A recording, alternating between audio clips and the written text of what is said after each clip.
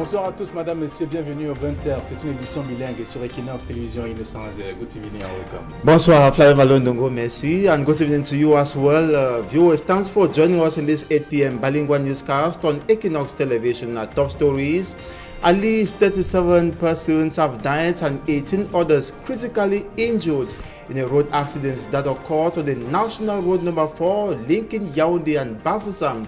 The accident occurred precisely in Zikinemeki, that's a locality in the Bamman Inobo division of the Central Region of Cameroon.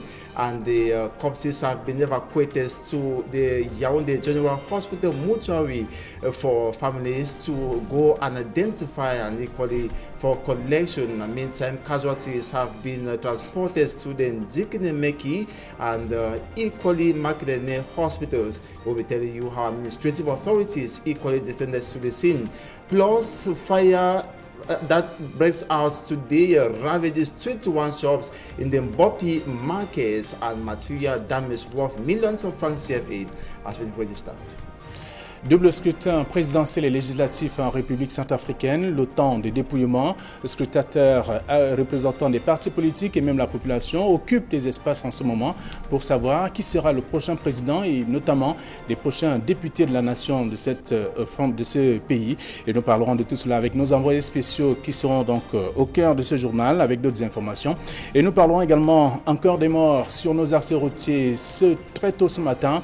Quelques morts, on parle pratiquement d'une trentaine de morts déjà enregistrés à la suite de cet accident survenu en Zikinemeki, c'est dans le Mbami Inoubou. Des morts comptent également et aussi d'autres informations au cœur de cette édition du 20h bilingue sur Equinox Télévision. Madame, Monsieur, bonsoir. Bienvenue à tous.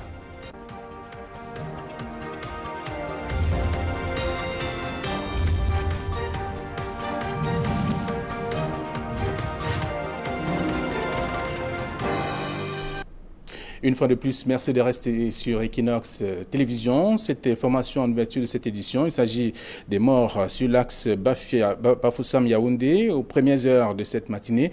Voyez-vous, donc ce dimanche, selon des sources, un bus de 70 places de l'agence Avenir Voyage en route donc pour Yaoundé s'est retrouvé dans un ravin. Interrogé donc des riverains font état d'une cinquantaine de morts sur place, mais Secourroute, une organisation très active donc dans le champ de la sécurité routière, avance un bilan provisoire de 24 morts sur place. Les images attestent d'ailleurs du choc qui a permis de savoir qu'il y a eu un véritable problème à ce niveau-là. On parle des problèmes techniques et aussi de ce véhicule en question. Donc avec également quelques réactions des sapeurs-pompiers qui sont descendus sur le terrain pour s'occuper des blessés et les autorités administratives au rang desquelles le préfet du Mbam Inoubou, les membres du gouvernement, Ngalibi Beye, du ministère des Transports, pour la Tangandi de l'administration territoriale, sont allés vivre donc le drame et reconforter les premières victimes conduites donc après l'accident dans des structures sanitaires du coin. Je propose à présent de suivre l'attitude du préfet du Mbam Inoubou, Monono Woloa Absalam, et qui est au micro d'Equinox Télévision. Nous venons d'enregistrer un accident regrettable sur la route nationale numéro 4, précisément dans l'arrondissement de Zikinemeki, où une bus d'Avenir Voyage s'est dérapée et se trouve au fin fond du pont où nous nous retrouvons maintenant. Dans cet accident, nous avons déploré 37 décès et 18 blessés graves. Ces blessés ont immédiatement été transportés dans les centres de santé de Makedene et Zikinemeki pour la prise en charge. Nous allons convoyer ces décès-là, ces corps-là à l'hôpital général, à la morgue de l'hôpital général de Yaoundé, où nous demandons aux membres des familles d'aller les identifier et pour toutes les autres mesures pour récupérer ces corps. Une fois de plus, nous utilisons cet malheureux incident pour demander à nos usagers de la route d'être prudents. Les responsables sont en train d'établir les causes exactes de cet accident. Monono Woloa Absalom est donc le préfet du Mbami Noubou. Donc, voyez-vous, il est revenu sur les circonstances de cet accident de la circulation. Mais aux dernières nouvelles, il est précisé qu'il s'agit de 20 hommes, 10 femmes, 3 bébés et 4 jeunes. Donc, comme autre bilan proposé par des sources aussi sur le terrain. Encore un autre accident, et cette fois à Mélon, c'est dans le département du Mungu, à l'entrée principale de la ville de Mélon. Au moins 2 personnes ont donc perdu la vie suite à une collision survenue entre un véhicule à usage personnel et un bus de transport en commun. Les témoins évoquent d'ailleurs le mauvais état de la route à cet endroit précisément où s'est déroulé donc l'incident. Donald Beskamga et Cyril Ndjemba. Avant, la RAV4 n'est plus qu'un tas de ferraille. Le véhicule personnel a subi une crevaison d'une roue après avoir chuté dans ce trou au bon milieu de la chaussée à l'entrée de la ville de Mélon. Quelques manœuvres infructueuses, puis la collision avec un bus venant en face. Là, il balançait sur la route. C'est là où le gros porteur maintenant sortait en face de lui. Le gros porteur voulant l'esquiver. Il est venu entrer parce que lui n'avait plus de direction. Lui, il était en fallu et il il nageait sur la route. C'est comme ça que le gros porteur, en voulant l'esquiver, il y a le petit talus là, qu'il a projeté maintenant pour se retrouver aussi.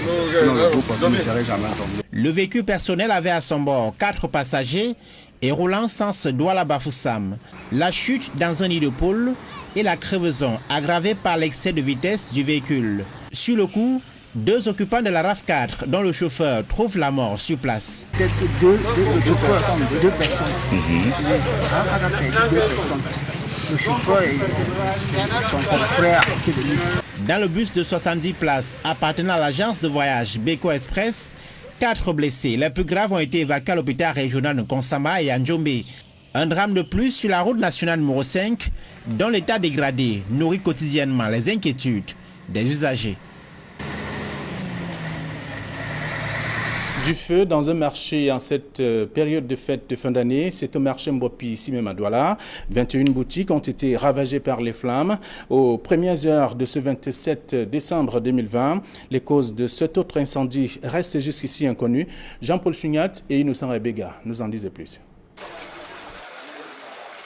Des soldats du feu en action jusqu'en fin de matinée de ce 27 décembre pour étouffer les dernières flammes ardentes qui ravage depuis 3 heures du matin le marché Mbopi de Douala. Une fin d'année douloureuse pour plusieurs commerçants de cet espace de vente en gros, réputé le plus important de toute l'Afrique centrale. Les éléments du 20e groupement de sapeurs-pompiers de Douala-Ngodi ont mieux vécu la scène. Aux environs de 03h54, les secours ont été sollicités pour un feu ici au marché Mbopi. Et immédiatement, les secours sont rendus sur les lieux. Et à notre arrivée, ce sont des flammes qui s'échappaient de plusieurs boutiques. D'après le premier constat de ces soldats du feu, le bilan provisoire affiche 21 magasins consumés, laissant ça et là des tas de marchandises calcinées et presque irrécupérables. En plus de déployer tous nos moyens de lutte contre incendie de la ville de Douala, nous avons sollicité un engin d'incendie également du port autonome de Douala pour venir à bout de ces flammes. Et rendu à ce moment, le feu est maîtrisé. Réveillés en sursaut de leur sommeil, les propriétaires sont sans voix, plus que leurs yeux pour pleurer, devant l'ampleur des dégâts, évalués en pertes sèches, à près d'une centaine de millions de francs CFA. L'origine exacte de cet énième incendie reste inconnue. Cependant, de lourds soupçons penchent vers un court-circuit de trop, comme il en est de coutume dans ce marché, avec pour principale cause l'anarchie consacrée dans les installations électriques. Et pour se déployer sur le théâtre des opérations, ces soldats du feu ont eu toutes les peines du monde à atteindre le cœur du brasier géant dans une zone de construction précaire et anarchique sans voie d'accès. Nos engins s'arrêtent à 400 mètres pour pouvoir intervenir. Pourtant, nous sommes appelés à être à moins de 60 mètres pour mieux intervenir. Il n'y a aucune bouche ou poteau d'incendie dans ce marché. Donc tout ceci complexifie l'intervention de secours. Les incendies au marché Mbopi sont devenus plus qu'un rituel qui se vit chaque année. Le dernier en date, le 11 novembre 2019, avec à chaque fois des promesses non tenues de Frit Ntoné, l'ex-délégué du gouvernement de moderniser et sécuriser un marché qui génère pourtant des recettes locales en milliards de francs CFA. Un chantier sur lequel est désormais attendu le docteur Roger Mbassadine, le nouveau maire de la ville.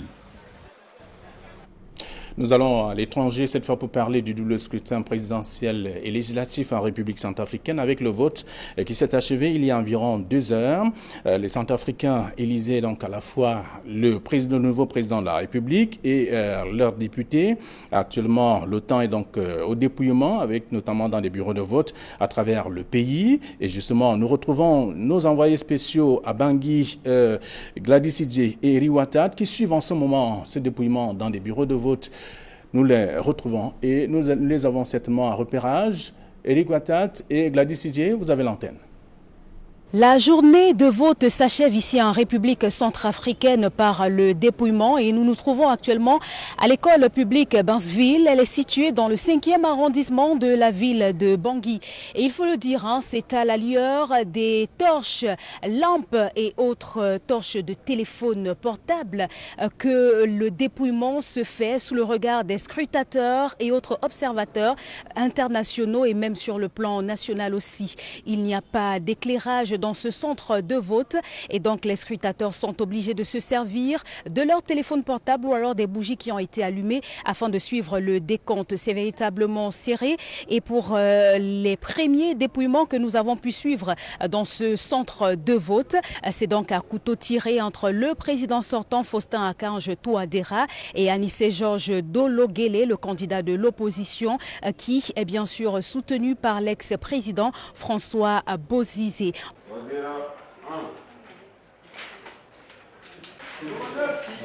Numéro 6. 1. Numéro 1.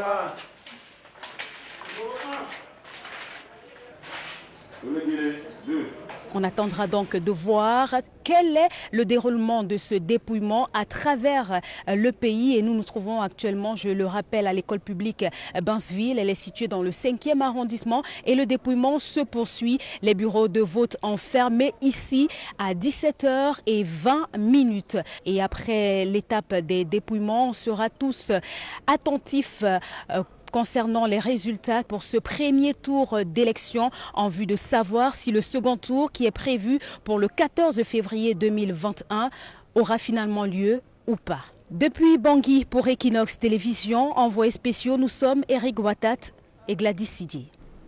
Merci à vous donc Gladys Idje et Eric Ouattara, nos envoyés spéciaux à Bangui pour ce double scrutin présidentiel et législatif donc en République centrafricaine. L'Agence nationale électorale est donc à pied d'œuvre depuis la fermeture des bureaux de vote. Nous allons d'ailleurs le découvrir dans ce tout reportage avec le dépouillement qui se déroule aussi. Cela parfois avec des difficultés que l'on évoque ici dans le reportage et surtout nos envoyés spéciaux Guy Zogo et Carlos Minué nous en disent plus en ce moment. Après le vote, le temps du dépouillement et du décompte des voix recueillies par les différents candidats a sonné.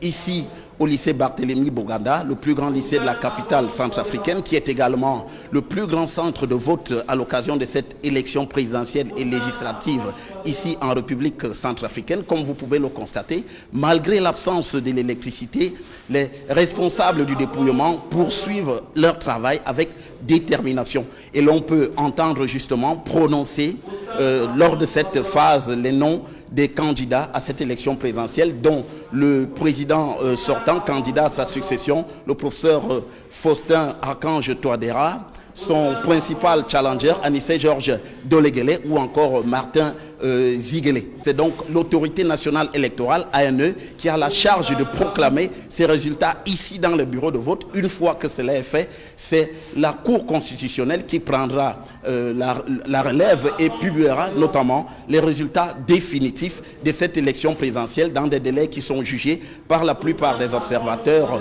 raisonnables selon effectivement les dispositions de la loi électorale centrafricaine. À Bangui, pour Equinox Télévision, Carlos Minoué, Gizogo. Nous restons avec Guy Zogo pour rappeler quand même qu'en journée, il y a eu ce vote de ces militants centrafricains qui sont rendus donc pour aller exercer leur droit de vote, tout comme le président Archange Touadéra qui allait également exercer son droit de vote. C'était également en présence de nos envoyés spéciaux Carlos Minoué et Guy Zogo. Les électeurs centrafricains se sont rendus aux urnes ce 27 décembre pour élire leur président de la République et les 140 députés que compte ce pays. C'est au lycée Barthélemy Boganda, le plus grand centre de vote de Bangui, la capitale, que Faustin Archange Touadéra, le chef de l'État sortant, candidat à sa propre succession, s'est acquitté de son devoir civique. Le président centrafricain en a profité pour préciser les enjeux autour de ces scrutins. La date qui a été fixée, c'est le 27. C'est pour ça que tous les centrafricains viennent voter. Et moi-même, je viens remplir mon devoir civique. Face à l'ambiance de ces derniers jours, marquée par des tensions et des menaces, Faustin Archange Touadéra a souligné le rôle majeur du Rwanda en République centrafricaine. Je remercie très sincèrement le président Paul Kagame, le gouvernement rwandais, le peuple rwandais pour son soutien, vraiment au niveau de la sécurisation de ce processus qui va permettre aux Centrafricains d'aller librement choisir leurs dirigeants. Quant aux électeurs, ils se disent soulagés et espèrent des lendemains meilleurs pour la RCA. Depuis longtemps, ce que nous voulons, c'est la paix. Et nous bénissons le Seigneur parce que ce matin, il y a le calme à Bangui. J'espère, en tout cas, qu'il y ait liberté comme maintenant, parce que nous sommes venus, on n'a pas d'obstacle. Nous avions voté librement. Déployés en nombre sur le terrain, les observateurs électoraux notent que le scrutin s'est tenu malgré les menaces qui planaient sur son déroulement. Ce matin, nous sommes arrivés très tôt avant l'ouverture des bureaux de vote. Ce qui nous a beaucoup marqué, c'est que les gens sont sortis nombreux. C'est vraiment étonnant parce que nous croyons que l'appel que certaines personnes ont lancé devait être suivi, mais ça a été le contraire. Ils ont voté dans le calme, la discipline. Place maintenant à l'après-scrutin, dont l'attente des résultats de l'élection présidentielle à laquelle 17 candidats ont pris part.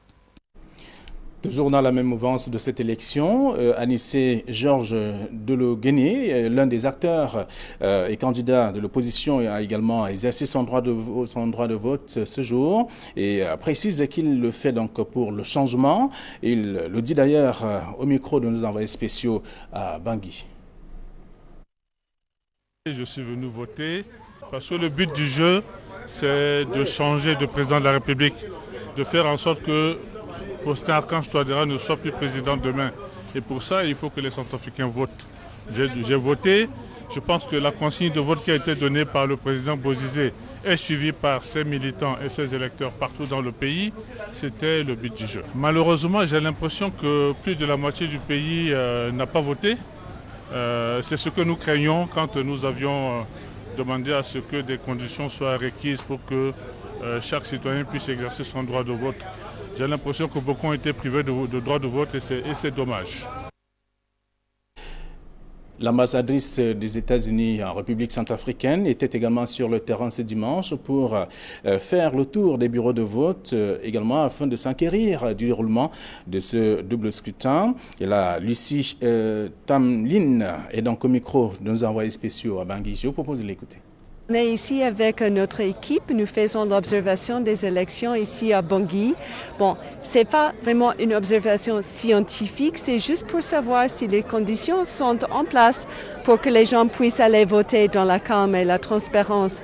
Donc nous visitons plusieurs centres de vote, nous voyons comment est-ce que les préparatifs sont faits, nous voyons quels sont y a-t-il beaucoup de gens qui attendent, est-ce que tous les matériaux sont en place, est-ce que les listes des voteurs sont affichées, toutes ces choses comme ça. L'ouverture était un peu en retard, mais maintenant les choses marchent bien, il y a les matériels qu'il faut et les gens patientent. Jusqu'à présent, c'est ça que nous avons constaté. Notre souhait, c'est que le peuple centrafricain puisse voter dans la calme, dans la sérénité et exprimer leur choix. paisiblement. C'est ça que nous souhaitons. L'apport des États-Unis est dans plusieurs domaines. D'abord, nous avons donné une assistance importante aux médias indépendants parce que, comme vous le savez, madame, avoir une média indépendant digne de ce nom, capable de jouer le rôle des médias, c'est important pour une démocratie, c'est aussi important pour que les élections passent bien. Et c'est sur ce que nous mettons en terme à cette première partie du journal bilingue. La seconde est avec vous. Vous nous rappelez qu'il y a toujours des morts sur nos axes routiers. Exactly, Flavie Valondogo, just like indicated, deaths continue being recorded on our national highways, and in this point it is the national road number 4 that is linking Yaoundé and Bafoussam that has cost the lives of 37 persons and 18 others are in critical condition. The accidents occurred specifically in Diknimeki subdivision in the Mbaman Inobo division of the Central region. The deadly accidents occurred at 2 a.m. breaking Sunday and involves a 70-seater bus of the Avenue Voyage in the Urban Transport Agency, whose driver lost control of it due to overspeeding and no mastery of the roads, undergoing rehabilitation, and ended its course downslope about 100 meters, according to security sources who added the deaths were unidentified. There are 20 men, 10 women, 4 young persons, and 3 children. The search and rescue operation went on all day in the presence of the Ministers of Transport and Territorial Administration, Defense and Security officials, local administrators, headed by the Senior Divisional Officer for the Mbaman Inobo Division, Absalom Monono Woloa. Take a listen to him in the following excerpt. Nous venons d'enregistrer un accident. We just recorded a regrettable accident on the National Road number 4, Yaoundé Bafoussam, precisely in the Ndjikinemeki subdivision, Mbaman Inobo division of the Central region.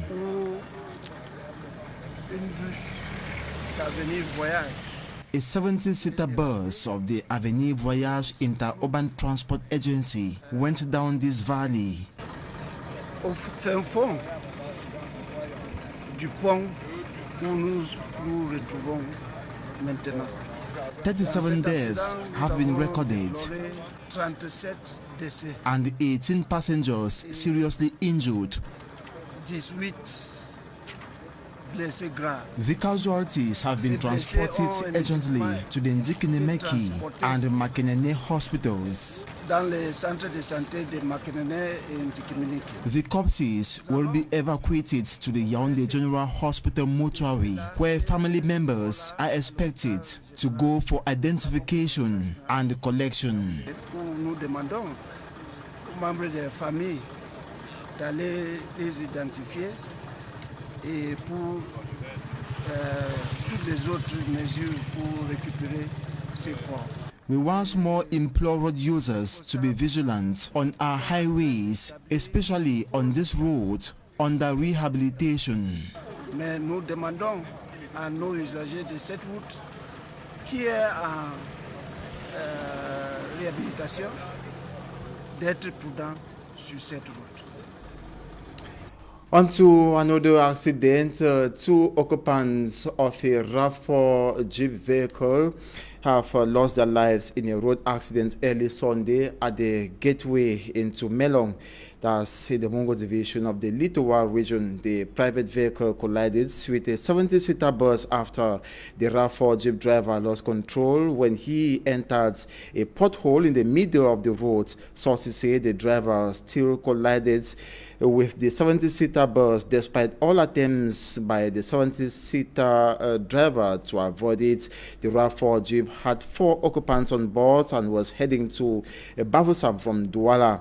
Its driver and one of its occupants died on the spot due to overspeeding. As concerns the 70-seater bus belonging to the Beko Express Inter-Urban Transport Agency, 4 of its passengers were seriously injured and have been evacuated to the Nkong Regional Hospital and Njombe.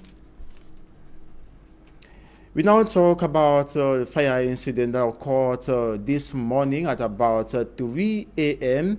That's here in the nation's economic capital, Douala, notably at the Mbopi market, ravaging 21 shops. No life was lost, but enormous material damage recorded worth millions of francs CFA. Smanjikan Gabriel reports.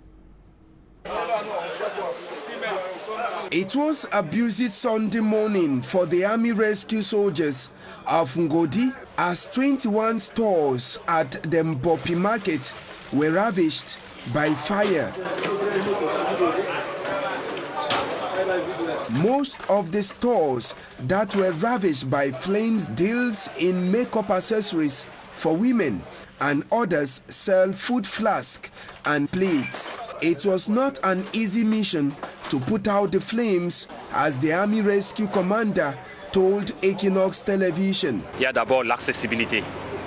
We had the problem of accessibility because our car stood at 400 meters away from the fire incident scene, of which we had to be close to the place at least 40 meters. Another difficulty is that there was no water point in the market to refill our cars. The market doesn't have any. We also observed that the authorities in the market don't have in mind the fight against any fire incident, but their priority is on the fight against criminality. Pour cette direction, c'est la sécurité contre l'intrusion, c'est-à-dire contre les voleurs. Vous allez voir partout ces affichés-là. Attention aux voleurs. Rien n'est fait sur le cadre de la sécurité incendie. Owing to the fact that the fire started as early as 3 a.m. Sunday morning, a tight security was necessary for items not to be stolen. But the Army Rescue Unit has an advice to the market masters. Il est question d'avoir un responsable unique de sécurité incendie. They should have a department in charge of fire unit in the market with a plan that can easily fight against any fire disaster. Incendie, chose qui n'est pas faite. Vraiment que les directeurs au niveau des marchés ou les responsables au niveau des marchés. A thief could easily be caught and taken to justice, but fire leaves behind damages. Il y a possibilité de rattraper le voleur et de le poursuivre en justice. Mais l'incendie, ce n'est pas le cas. Et en cas d'incendie, les pertes sont enorme. Even though no lives were lost, material damages were enormous. The cause of the fire still remains a mystery to the store owners, but fingers are pointing at the haphazard connection of electrical cables in the market to be the origin of the inferno. Agricultural productivity remains very low in the far north region of Cameroon, thereby having an adverse consequence on the livelihoods of the population. This is due to constant floods which have affected farmlands and equally insecurity masterminded by the terrorist group Boko Haram, scaring the population from going to their farms to cultivate. Immaculate Fogwe tells us more. The agricultural sector in the far north region has been greatly affected due to the heavy floods witnessed in the area, causing enormous material and financial damages. This year's harvest was really poor. The heavy floods affected our crops. The presence of some insects equally crippled our sector. Added to the problem of floods, insecurity is another threat. The activities of the Boko Haram terrorist sect has forced many farmers to abandon their farmlands and seek refuge in safer areas. Despite these challenges faced by farmers, many of them were able to brave the odds by participating in a mini agro-pastoral fair with a little harvest they made. Nous saluons leur résilience. I salute the resilience of these farmers. It has not been easy for them this year. The activities of the Boko Haram terrorist sect has fragilized their sector. Before, we used to distribute rice, maize, millet and other items to neighboring countries like Nigeria and Sudan. But this time around, things are hard. In order to revamp the agricultural sector, the Ministry of Agriculture decided to support the sector with a sum of 33 billion CFA francs. Minader will continue to support farmers. 2 weeks ago, we launched a project. It will go a long way to help these farmers. Le PATFA qui envisage d'accompagner les producteurs dans... At the end of the mini agro-pastoral fair, some farmers who exhibited the best farm produce were awarded prizes. Traveling from Bachenga to Ntui, that is in the central region of Cameroon, despite the fact that their neighboring localities had not been a rosy task, and lack of good roads and bridge over the Sanaga River makes it difficult for persons and goods to circulate. And today, the population of these two subdivisions can now smile thanks to prompt reaction of the government, who ensured construction of a road and equally a bridge over the Sanaga River that now allows for people and goods to circulate flexibly. From Armstrong Sanda reports. Less than 20 kilometers is the distance that separates Bachenga from Tui, but traveling between the subdivisions required the time for a journey of several miles. Not only was the horrible state of the road a major difficulty to travelers, users had to face the challenges of crossing over the river Sanaga using the ferry, which constantly had mechanical problems.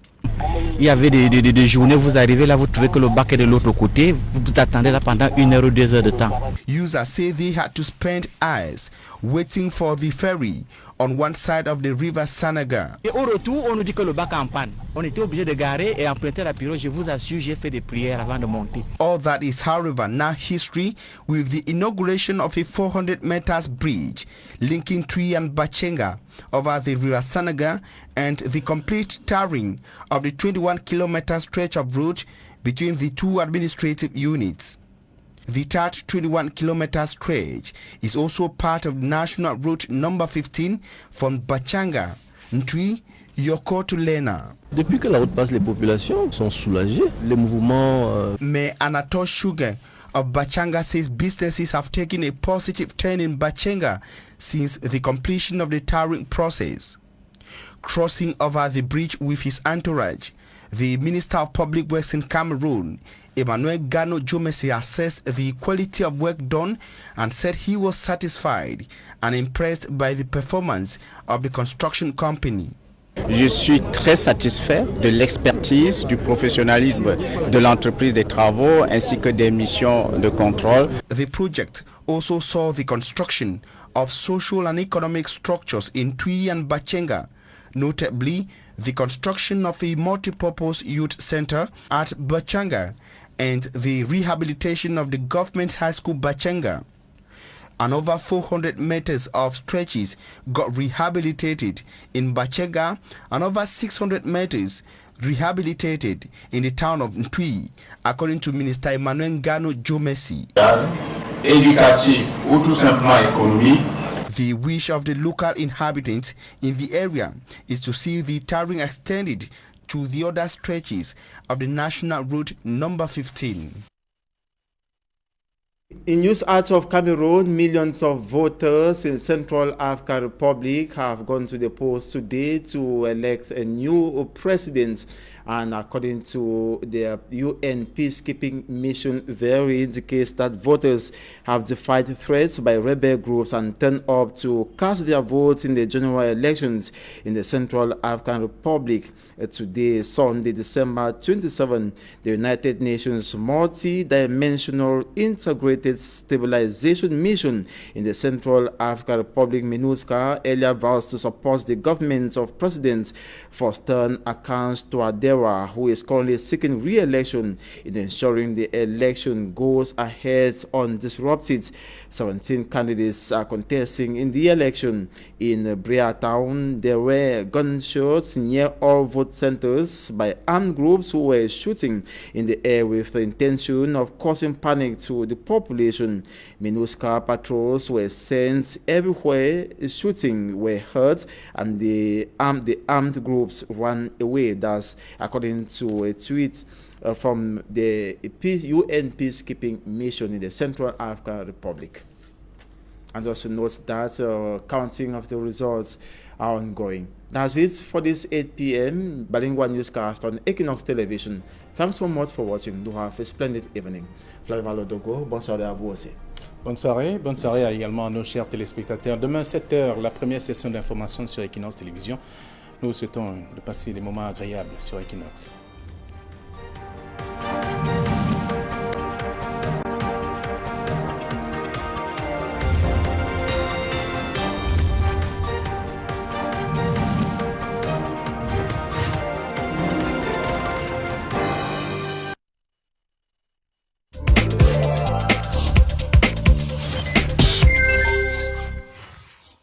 Comment était l'année pour vous?